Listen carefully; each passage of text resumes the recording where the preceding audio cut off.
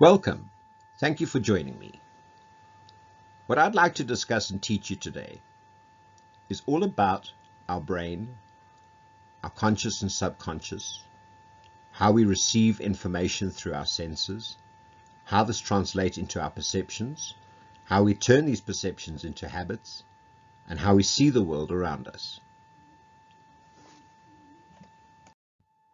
There are three basic aspects to our brain function: the conscious brain, the subconscious brain, and the unconscious brain. The subconscious and the unconscious are often confused with each other. They're intertwined. But the basic difference between the two is that our unconscious brain is where we process all our automated responses, our bodily functions, things like our heart, our lungs, the response we have when we stand on a hot coal with bare feet and we pull our foot away. These are all unconscious, automated responses. The subconscious brain, on the other hand, is where we have all our stored memories, where we have our points of reference, our past programs, and our emotions. We are under the illusion that our conscious brain is where we make our decisions, where we base our actions. But in actual fact, our subconscious rules. What differentiates us from animals and insects, and why we have progressed so much further in terms of our technology and how we think and speak and communicate and act. Animals act on automated responses. They're conditioned. They don't really make decisions based on emotion. There are exceptions to a degree. Domestic pets, for example, dogs. They seem to have emotions, and they sometimes act on programs, for example, Pavlov's dog. To put it into context, in terms of the size of function of the conscious and subconscious brain, think of this. Your brain is approximately the size of your two fists put together. In proportion to that, the subconscious brain, the conscious aspect of it is only the size of the nail on your pinky finger. The balance is subconscious brain activity.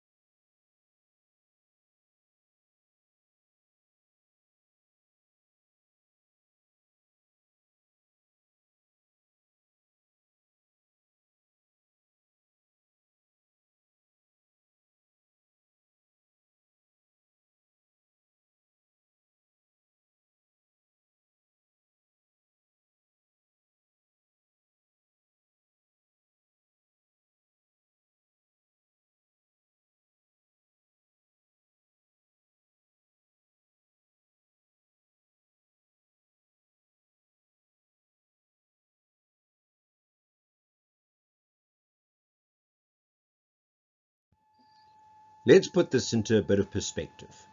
Through our 5 basic senses, visual, auditory, kinesthetic, olfactory and gustatory, otherwise known as sight, sound, feel, smell, and taste, we're receiving around 20 to 40 megabits of data per second.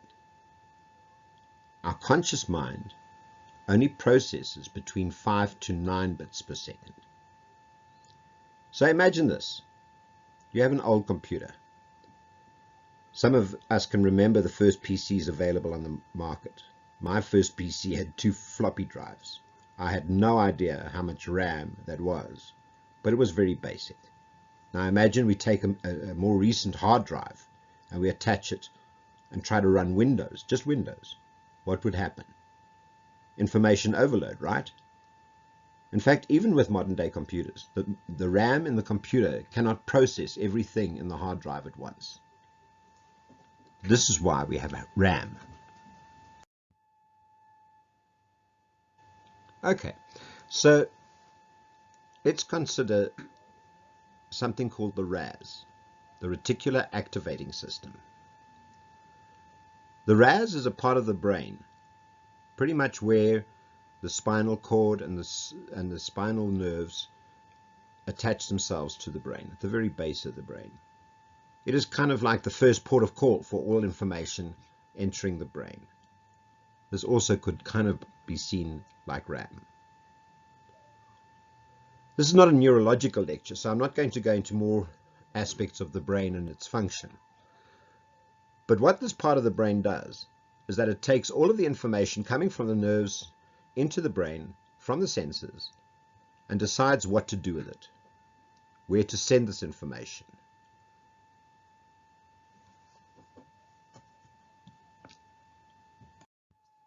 Right, so let's go into what the RAS does with this overload of information, of all these external events, and how it filters it.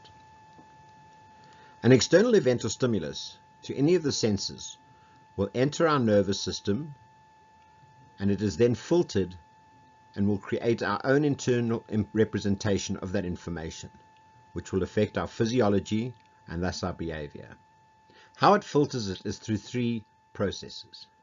Some of it deletes, some of it distorts, and some it just generalizes. I'm going to go into a bit more detail just now about these specifics and what they're all about. But for now, let's just look at an example. So Anne is talking to Precious about a work project. They're colleagues. They work together.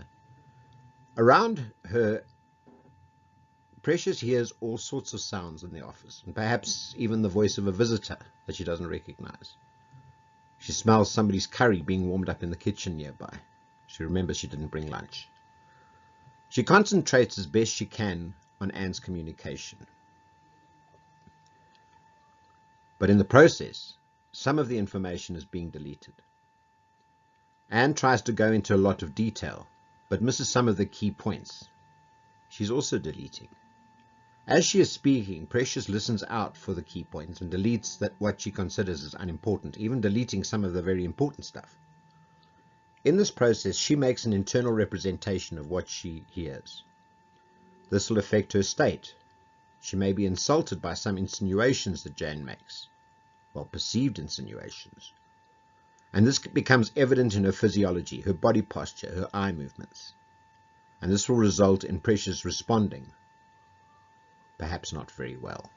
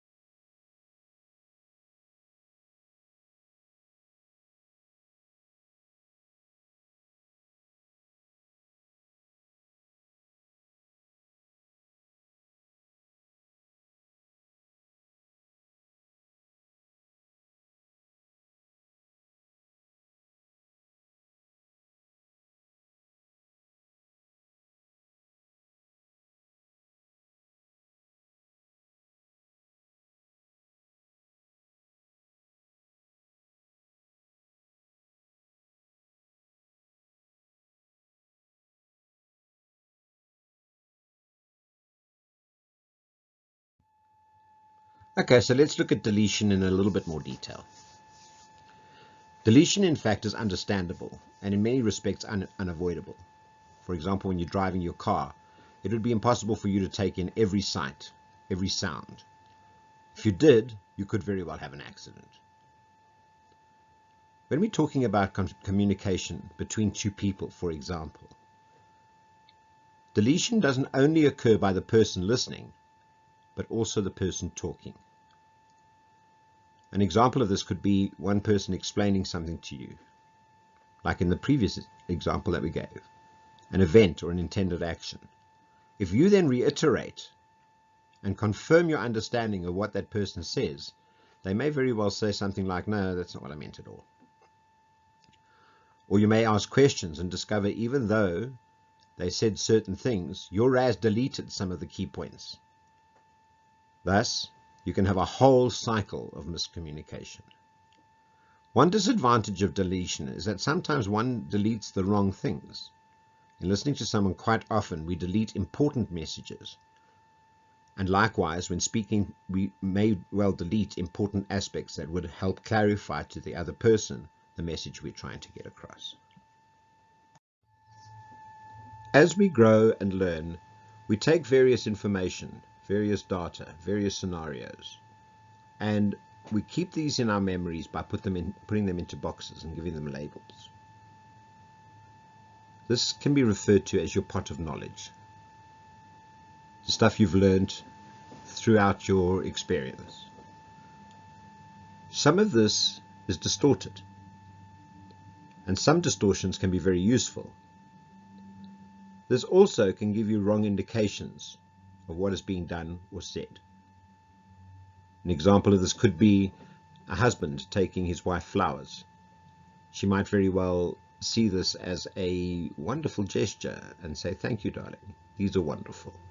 But she might also look at those same flowers and go, what have you done? Another example of this could be the word cat. What would the word cat inspire in you? A lot of people may look at this and think of a feline, a wild or a domestic cat. They might see it as a brown cat or a black and white cat. Another person might think of this in terms of yellow metal machinery, like TLBs and graders used for making roads. Others may even think of this as a brand of shoes. But what if I was to say to you that this stood for Central African Time? Maybe that was my intention of communicating. You see, we all have labels and things in our pot of knowledge. And the minute we hear or see something, we relate to them, and this can result in distortion.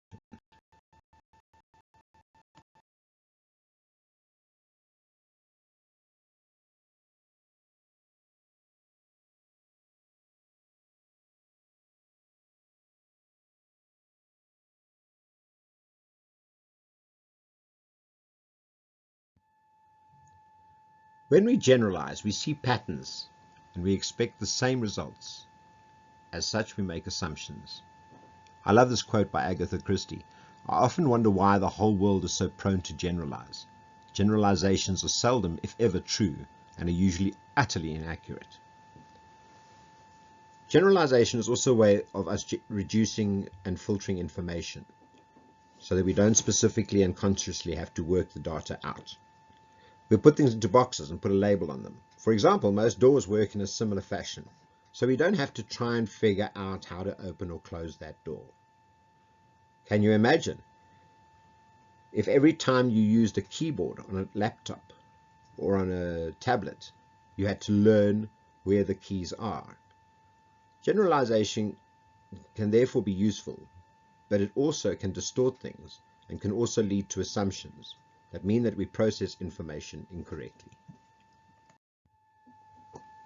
Right, so now that we understand a bit about how the mind distorts, deletes, and generalizes information as it's coming in, let's go back to the RAS. I want you to think of the RAS like a satellite dish on your head. As you point that satellite dish in different directions, it focuses on different things. Let me give you an example of this. Let's say, for example, you meet somebody and you find them attractive and you start dating them, and as you get to know them, you fall in love and you admire everything about them. You find them attractive, you find their traits and habits are just cute, you hang on their every word, and you think that they are just wonderful. After a period of time, you find a flaw. And the minute you find that flaw, you start noticing other flaws. And the more you look, the more flaws you suddenly find, and as a result, you break up with them. The thing about the RAS is that it looks at situations, conversations, and we process these things through deletion, distortion, and generalization to create our own mental image of the scenario or the situation. We create our own data as we receive it. We put the data into categories. We label them. And we start an internal dialogue. And we create mental images and pictures. The thing about the RAS that is quite important is that the minute it sees something, it starts looking for confirmation and evidence of that thing.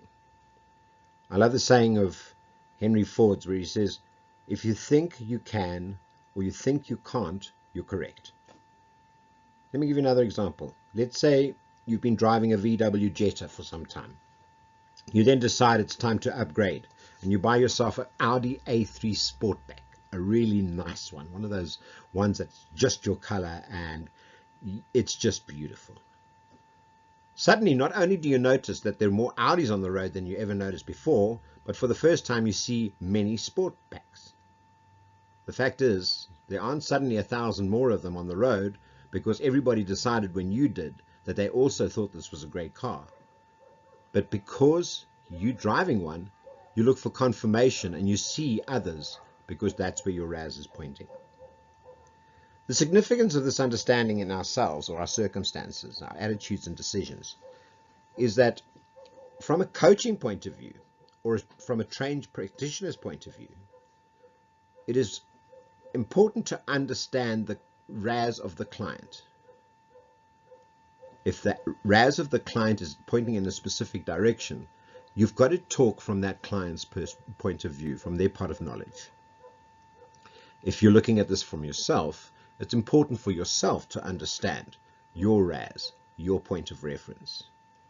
And if you want different outcomes to what you currently have, point your satellite dish in a different direction. Identify things that are positive instead of the negatives you've been focusing on. Find your strengths and passions. Your unlimited opportunities. How you can bring about personal change, growth, and happiness.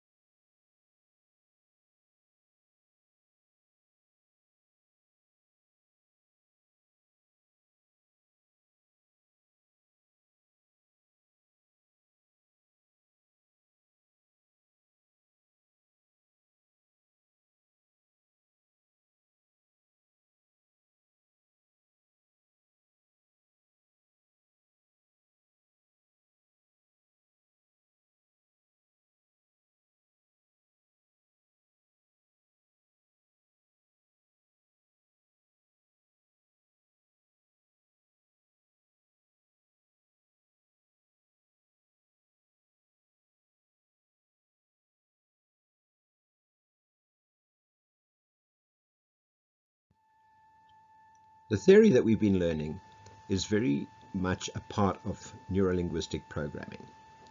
There's another concept in studying and learning of neurolinguistic programming, which is called the map is not the territory. What this means fundamentally is that if you look at a map or you look at a globe, what you're seeing is a single dimensional representation of a multi-dimensional fact, like the Earth. You may see continents on a globe, but that doesn't represent everything that's real in that country. The other important thing in considering this is that whatever side of the globe you're sitting on, you're only going to see those countries. You're not going to see the countries on the other side of the globe. So this, in a way, is kind of similar to the RAS, but this takes it a step further. I'd like you to think about this. If there's a car accident, for example, and 5 different people see the accident, you can be sure that you're going to get 5 different reports. Even though they're not necessarily lying, you're going to get 5 different reports as to what they saw. Because each one is looking at the accident from a different viewpoint. They're applying their own experience, their own pot of knowledge, their own generalizations to what they're seeing, and that is what they're reporting. Again, as a coach, it's important that the coach doesn't work from their viewpoint, from their map, but works from the viewpoint of the client. It may always be useful to turn the map so that the client sees it from other angles, gets a different perspective, and this may give them clearer vision, alternative interpretations, or judgment.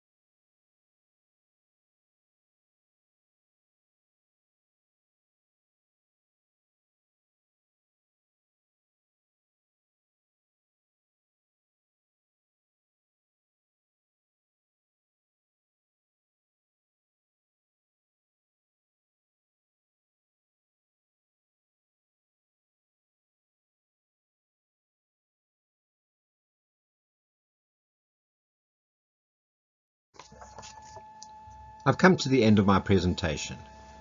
I've really enjoyed presenting it and hope you've enjoyed learning about a subject that I find very interesting myself. The good thing about this being a PowerPoint presentation is that you can go back to the beginning and you can watch it again, because I'm sure you've been deleting, distorting, and generalizing the information you've been receiving.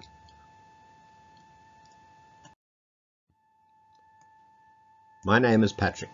I'm from Phoenix Life Coaching, and I'd like to have a dialogue with you. If there's anything that you find interesting about this, or if there's anything you want further information on, please feel free to contact me. My contact details are here. Have a good day. Bye-bye.